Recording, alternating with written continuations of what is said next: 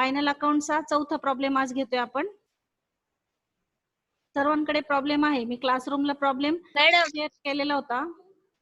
Madam schedule wise करतो, म्हणजे balance शीटचा जो फॉर्मॅट आहे त्या फॉर्मॅट नुसार आपण पोस्टिंग करतो. प्रॉब्लेम आपण ज्या पद्धतीने फॉर्मॅटचा एक एक नंबर येईल त्यानुसार आपण प्रॉब्लेम पाहू.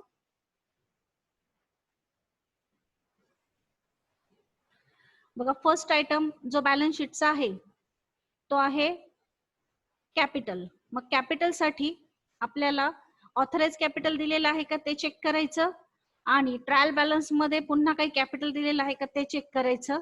त्यानंतर डेबिट साइडला कॉल्स इन एरियर्स आहेत का ते चेक करायचं. मग बघा, सुरुवातीलाच आपल्याला ऑथराइज कॅपिटल दिलेलं आहे 7 लाख रुपये कॅपिटल आहे आणि divided into 7000 equity share of 100 इच दिलेला आहे. क्रेडिट साइडचा ट्रायल बॅलन्स जर आपण चेक केला तर त्यामध्ये शेअर कॅपिटल नावाचा आयटम आहे 6 लाख रुपये आणि डेबिट साइडला कॉल्स इन एरियर्स आहेत 10,000 रुपये. म्हणजे आपल्याला नोट घ्यावी लागेल. मग फर्स्ट नोट घ्या, note number 1. Note number 1 share capital. Note number 1 share capital. त्यामध्ये ऑथराइज कॅपिटल घ्या अगोदर. ऑथराइज कॅपिटल डॅश करून 7000 equity share of 100 each. 7000 equity share of 100 each. Amount मध्ये 7 लाख. त्या खाली रेश मारा, कारण की ऑथराइज कॅपिटल आपण कॅल्क्युलेशनला घेत नाही. त्यानंतर इश्यूड अँड सबस्क्राईब कॅपिटल. जर समजा तुम्हाला 6000 इक्विटी शेअर ऑफ 100 इच असं नाही लिहिता आलं तर तुम्ही डायरेक्ट 6 लाख रुपये घेतले तरी चालतील. आणि जर समजलं की 100चं एक शेअर आहे, मग आपण 6 लाखाला 100 ने डिवाइड केलं तर शेअर्सची संख्या 6000 येते, तर लिहिलं तरी चालेल, किंवा डायरेक्ट तुम्ही issued and subscribe capital 6 lakh घेतलं तरी चालेल. Issued and subscribe capital 6000 equity share of 100 each. Amount मध्ये 6 लाख रुपये घ्या. त्यातून कॉल्स इन एरियर्सचे 10,000 रुपये लेस करा. लेस कॉल्स इन एरियर्स 10,000. आउटरला 5,90,000. नोटची टोटल पण येईल 5,90,000. पहिली नोट घेतली आपण शेअर कॅपिटलची. त्यामध्ये आधी ऑथराइज कॅपिटल दाखवलेलं आहे. त्यानंतर issued and subscribe capital 6000 equity share of 100 each. Inner कॉलमला 6 लाख रुपये लेस कॉल्स इन एरियर्स 10,000. आउटरला 5,90,000. नोटची टोटल पण आली 5,90,000. आता बॅलन्स शीटच्या स्टेटमेंटला या आणि शेअर कॅपिटल समोर नोट नंबर 1 अमाऊंट मध्ये लिहा 5,90,000. बॅलन्स शीटला या. बॅलन्स शीटच्या स्टेटमेंटला शेअर कॅपिटलच्या समोर नोट नंबर 1 लिहा आणि अमाऊंट मध्ये 5,90,000.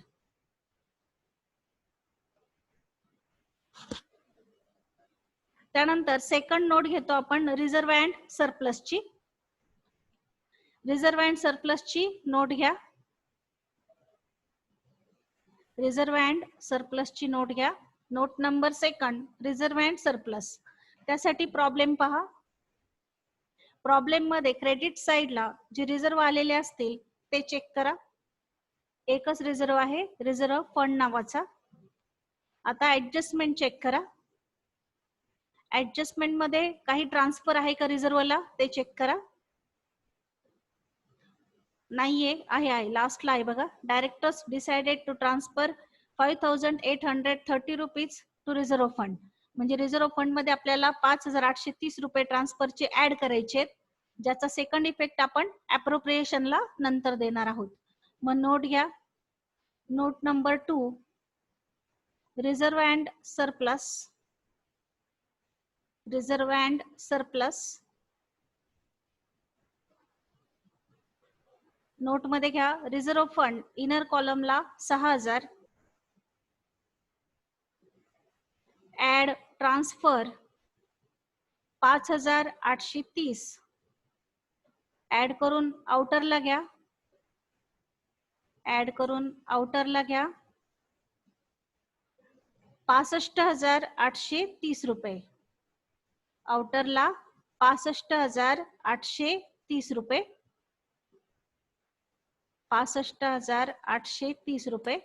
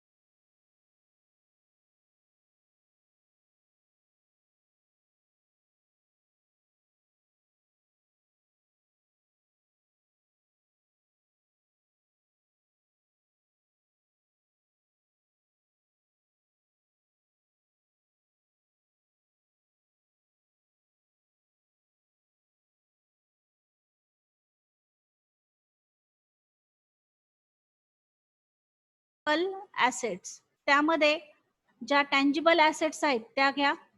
Land and building 1,80,000. Plant and machinery इनरला घ्या, कारण त्यावर डेप्रिसिएशनची ऍडजस्टमेंट आहे. Plant and machinery 4,58,000 less depreciation 5%, 22,900 रुपये. लेस करून आउटरला 4,35,100. त्यानंतर लूज टूल्स इनरला घ्या 35,000 रुपये. लेस डेप्रिसिएशन 15%, 15%. 35,000वर 15 आहे की 20 आहे चेक करा बरं. प्रॉब्लेम मध्ये आपण चेक करूया ऍडजस्टमेंट मध्ये. लूज टूल्स वर 20% आहे, 20% करा.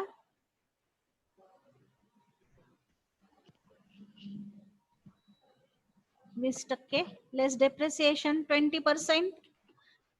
35,000वर 15%, 20% म्हणजे 7,000 रुपये. लेस करून आउटरला 28,000 रुपये. लेस करून आउटरला 28,000 रुपये. प्लांट अँड मशिनरीवर 5%, फर्निचरवर 10% आणि लूज टूल्सवर 20% डेप्रिसिएशन काढायचं आहे.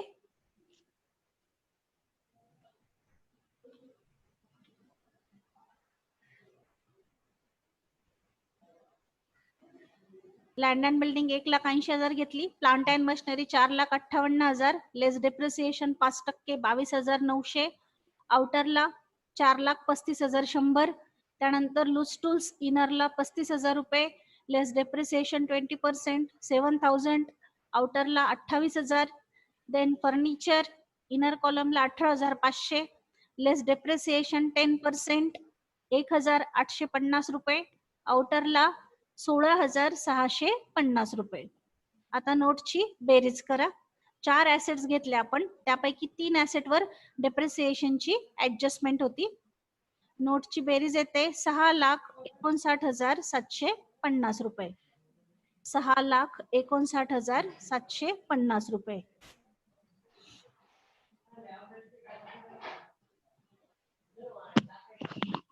बेरीज करा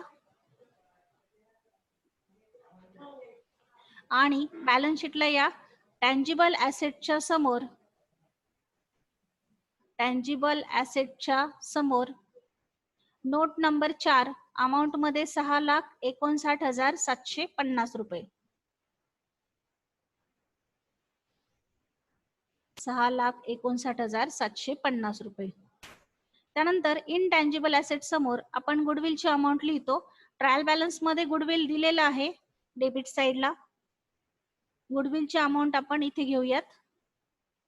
गुडविल बघा 58,000 रुपये दिलेला आहे. गुडविल घ्या 58,000 रुपये इनटँजिबल ऍसेटच्या समोर. त्यानंतर other non current investment. Non current investment म्हणजे इन्व्हेस्टमेंट घेत असतो आपण. ट्रायल बॅलन्स मध्ये इन्व्हेस्टमेंट आलेली आहे का चेक करा. डेबिट साइड पहा. डेबिट साइडला गव्हर्नमेंट बॉन्ड्स आहेत. एक तारीख दिलेली आहे 31/12/2018 आणि आपला ट्रायल बॅलन्स आहे 31 डिसेंबर 2019 चा. याचा अर्थ बॉन्ड्स जे आहेत ते 1 वर्षापूर्वी घेतलेले आहेत. पण इथे टक्केवारी जर असती तर आपण इंटरेस्ट काढलं असतं. पर्सेंटेज दिलेले नाहीये, त्यामुळे इंटरेस्ट कॅल्क्युलेट करायचं नाही. इथे जर पर्सेंटेज दिलेले असते तर आपण तेवढं इंटरेस्ट आउटस्टँडिंग म्हणून दाखवलं असतं, सेल्फ ऍडजस्टमेंट असती. पण इथे इंटरेस्ट नाहीये कॅल्क्युलेट करायचं, कारण पर्सेंटेज दिलेले नाहीयेत. त्यानंतर 600 equity shares in Sadhana company limited 30,000 रुपयाची ही पण आपली गुंतवणूक आहे शेअर्सच्या स्वरूपातली. मग 2 आयटम आहेत, 2 आयटम असतील तर आपण नोट घेत असतो, म्हणून पुढची नोट घ्या. Note number 5 non current investment. Note number 5 non current investment. त्यामध्ये घ्या 600 equity shares in Sadhana company limited 30,000 आणि गव्हर्नमेंट बॉन्ड्स कंसात तारीख पण मेन्शन करा. अमाऊंट मध्ये 10,000. दोन्हींची बेरीज करा 40,000. 40,000. स्टेटमेंट कडे या आणि नॉन करंट इन्व्हेस्टमेंटच्या समोर नोट नंबर 5 लिहा. नॉन करंट इन्व्हेस्टमेंटच्या समोर नोट नंबर 5 लिहा आणि अमाऊंट मध्ये 40,000. अमाऊंट मध्ये 40,000.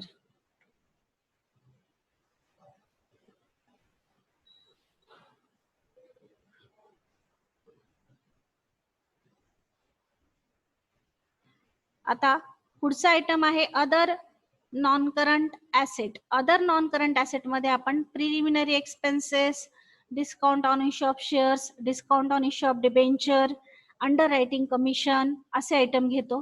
ट्रायल बॅलन्सची डेबिट साइड चेक करा. डेबिट साइडला यापैकी कोणता आयटम आलेला आहे का ते चेक करा.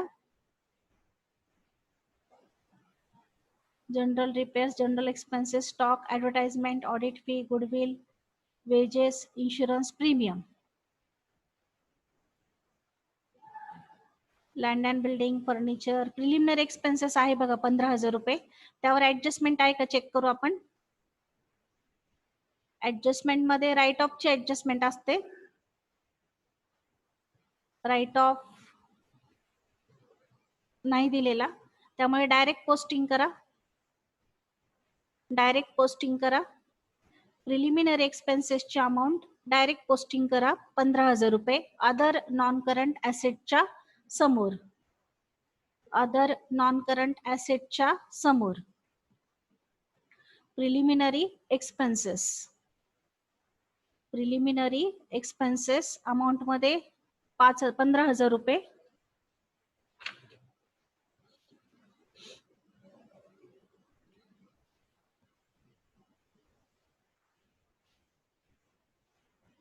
पोस्टिंग झालं असेल तर पुढचा आयटम पहा.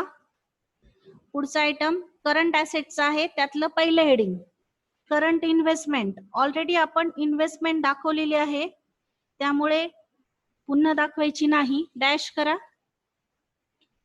डॅश करा त्या हेडिंग समोर. इन्व्हेस्टमेंट ऑलरेडी आपण दाखवलेली आहे, पुन्हा नका दाखवू. त्यानंतर पुढचं हेडिंग आहे इन्व्हेंटरीज. इन्व्हेंटरीज मध्ये आपण स्टॉक घेतो, क्लोजिंग स्टॉक. आणि क्लोजिंग स्टॉक कुठे दिलेला असतो तर क्लोजिंग स्टॉक दिलेला असतो ऍडजस्टमेंट मध्ये. मग ऍडजस्टमेंट चेक करा. ऍडजस्टमेंट मध्ये क्लोजिंग स्टॉकची अमाऊंट आहे बघा 2,25,000 रुपये. 2,25,000 रुपये इन्व्हेंटरी समोर दाखवा. बॅलन्स शीटच्या फॉर्मॅटला इन्व्हेंटरी समोर क्लोजिंग स्टॉकची अमाऊंट लिहा 2,25,000. 2,25,000. त्यानंतर ट्रेड रिसिवेबल. ट्रेड रिसिवेबल मध्ये आपण घेतो सन्ड्री डेटर्स आणि बिल्स रिसिवेबल. डेटर्स वर आरडीडीची ऍडजस्टमेंट असू शकते किंवा अनरेकॉर्डेड सेल्सची ऍडजस्टमेंट असू शकते.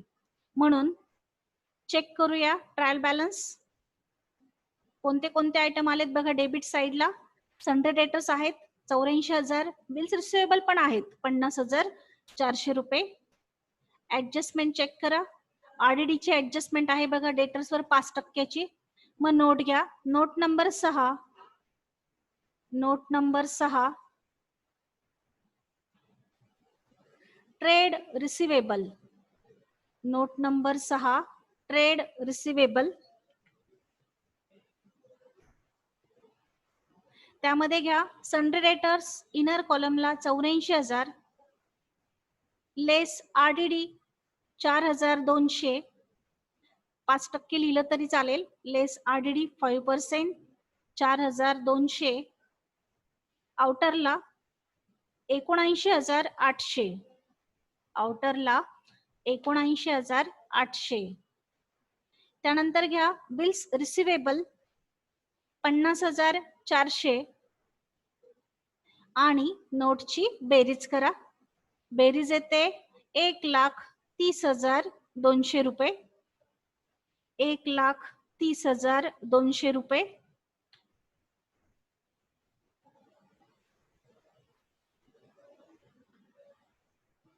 स्टेटमेंटकडे या. ट्रेड रिसिवेबल समोर नोट नंबर टाका आणि अमाऊंट मध्ये घ्या 1,30,200 रुपये. ट्रेड रिसिवेबल समोर नोट नंबर 6 अमाऊंट मध्ये 1,30,200 रुपये. त्यानंतर कॅश अँड कॅश इक्विव्हॅलंट यामध्ये आपण घेत असतो cash in hand, cash at bank, बँकेत कुठलाही कॅश असो. त्यासाठी ट्रायल बॅलन्स चेक करा. सिंगल आयटम असेल तर डायरेक्ट लिहूयात आपण आणि जर एकापेक्षा जास्त असेल तर नोट घेऊया. कॅश इन हँड आहे बघा 12,000 रुपये. डेबिट साइडच चेक करायची. कॅश ॲट बँक काही दिलेली नाहीये त्यामुळे एकच आयटम आहे. डायरेक्ट पोस्टिंग करा.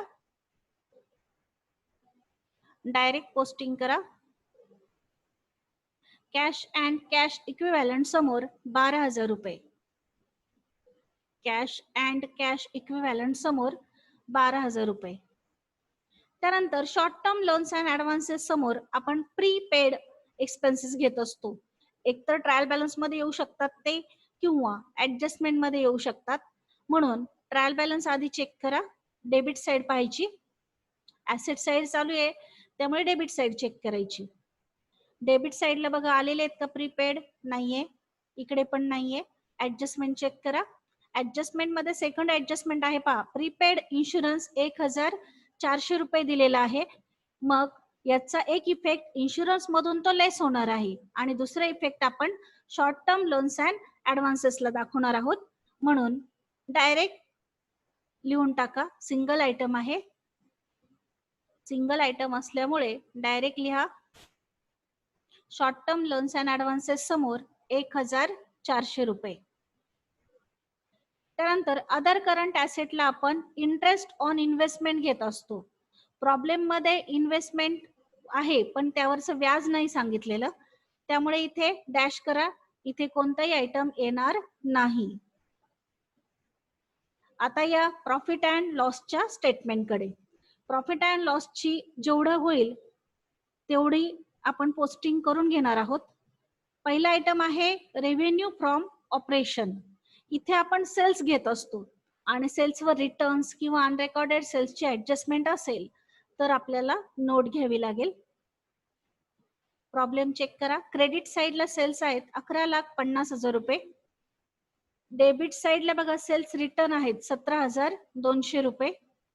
ऍडजस्टमेंट मध्ये अनरेकॉर्डेड सेल्सची वगैरे ऍडजस्टमेंट नाहीये पण रिटर्न्स असल्यामुळे आपल्याला नोट घ्यावी लागेल. मग नोट घ्या.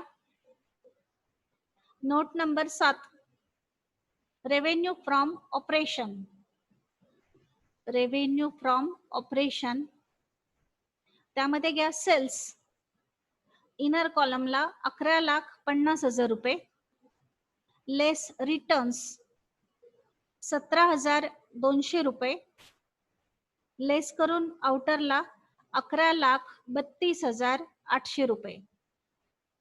11,32,800 रुपये. नोटची टोटल तेवढीच येईल 11,32,800 रुपये. बॅलन्स शीटला सॉरी प्रॉफिट अँड लॉसच्या स्टेटमेंटला या. प्रॉफिट अँड लॉसच्या स्टेटमेंटला पोस्टिंग करा. रेव्हेन्यू फ्रॉम ऑपरेशन समोर 11,32,800 रुपये. त्यानंतर एक्साइज ड्युटी नाहीये डॅश करा. रेव्हेन्यू फ्रॉम ऑपरेशन नेट हा देखील येईल 11,32,800 रुपये. त्यानंतर अदर इन्कम मध्ये आपण इन्कम्स घेत असतो जे क्रेडिट साइडला आलेले असतील ट्रायल बॅलन्स मध्ये किंवा ऍडजस्टमेंट मध्ये इंटरेस्ट ऑन इन्व्हेस्टमेंटची ऍडजस्टमेंट असेल तर. मग ट्रायल बॅलन्स चेक करा. ट्रायल बॅलन्स मध्ये डिव्हिडंड रिसिव्ड नावाचा आयटम आहे बघा 1,800 रुपये. ऍडजस्टमेंट मध्ये आउटस्टँडिंग इंटरेस्टची ऍडजस्टमेंट नाहीये मग सिंगल आयटम असल्यामुळे डायरेक्ट पोस्टिंग करा. डायरेक्ट पोस्टिंग करा. अदर इन्कम समोर 1,800 रुपये. कंसात पेन्सिलने इथे लिहून ठेवलं तरी चालेल डिव्हिडंड म्हणजे तुम्हाला समजेल. त्यानंतर 11,32,800 आणि 1,800 यांची बेरीज करा. ती येते 11,34,600 रुपये. 11,34,600 रुपये. प्रॉफिट अँड लॉसची जी डेबिट साइड आहे ती आपण उद्याच्या लेक्चरला पाहू. इथपर्यंत सर्वांचं झालं असेल तर रेज हँड करा.